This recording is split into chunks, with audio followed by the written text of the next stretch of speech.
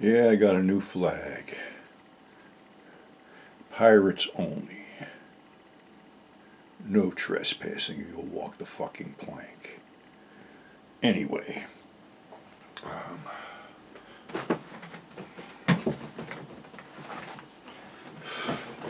there was sort of a fuck up last Friday because I couldn't do a show because I decided to go on antidepressant medication and really didn't know that the side effect would be blurred vision to the point where I couldn't drive. So, that being said, I obviously couldn't do a fucking show Friday.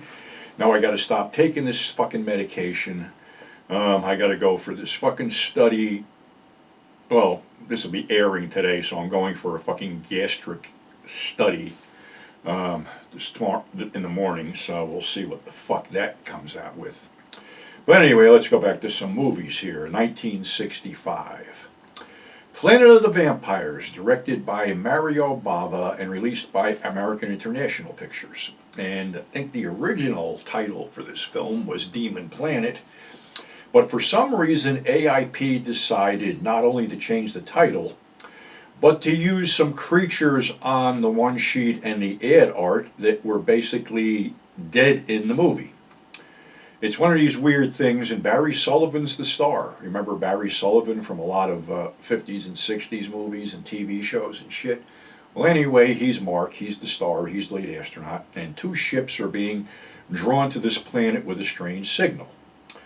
And when his ship lands, all of a sudden, all his crew members and himself, they're attacking each other until he snaps out of it and snaps them out of it.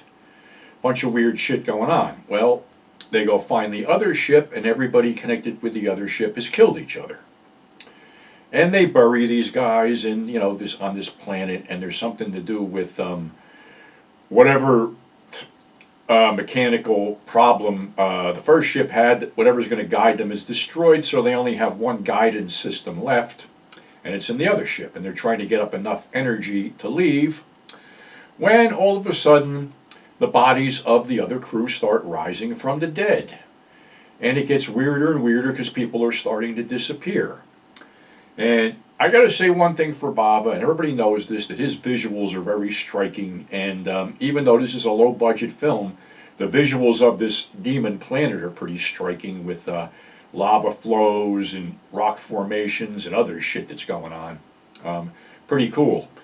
And, his photography was always superb. He just, had that knack for scenes and colors and all kinds of other shit. So, visually, this is very striking.